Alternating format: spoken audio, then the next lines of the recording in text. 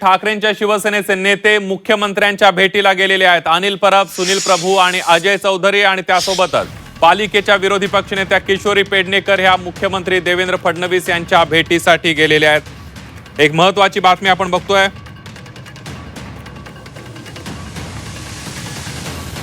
ठाकरेंच्या शिवसेनेचे नेते मुख्यमंत्री देवेंद्र फडणवीस यांच्या भेटीसाठी गेलेले आहेत। यामध्ये आमदार अनिल परब, आमदार सुनील प्रभू, अजय चौधरी आणि पालिकेच्या विरोधी पक्षनेत्या किशोरी पेडणेकर मुख्यमंत्र्यांच्या भेटीसाठी पोहोचलेले आहेत। आता भेटीचं नेमकं कारण काय, नेमक्या कोणत्या कारणासाठी ठाकरेंच्या शिवसेनेचे नेते मुख्यमंत्र्यांना भेटतायत याची चर्चा सुरू झालेली आहे।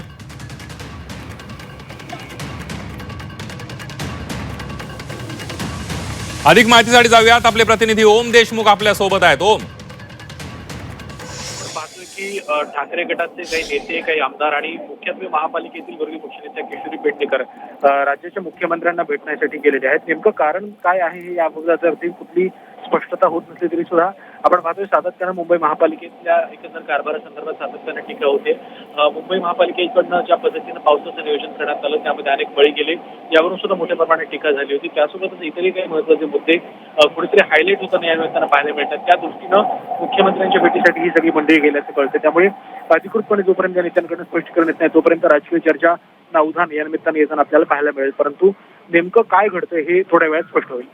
अगदी ओम, काल आपण बघतोय, काल पवारांनी शिंदेची भेट घेतली आणि आज ठाकरेंचे नेते मुख्यमंत्र्यांची भेट घेत आहेत। निश्चितच आपण पाहतोय खरं तर आमदार आणि विधान महापालिकेतल्या काही लोकांकडनं ही भेट जरी घेतली जात असली तरी सुद्धा राजकीय दृष्ट्या सुद्धा तितकंच महत्व या भेटीला प्राप्त होतं। आपण पाहतोय सातत्यानं महाराष्ट्राच्या राजकारणामध्ये विविध समीकरणं बांधली जातात। एका बाजूला ज्या गोष्टीचा तुम्ही उल्लेख केला की शरद पवार आणि एकनाथ शिंदेची भेट झाली, त्या दृष्टीनं दुसऱ्या दिवशी ही अशा प्रकारची भेट होणं निश्चितच राजकीय दृष्ट्या चर्चेचा विषय आहे। त्यामुळे या बैठकीमध्ये, या भेटीमध्ये काही राजकीय समीकरण किंवा चर्चा या दृष्टीने चर्चा होते का हे पाहावं लागणार आहे। अगदी ओम, धन्यवाद दिलेल्या सविस्तर माहितीबद्दल।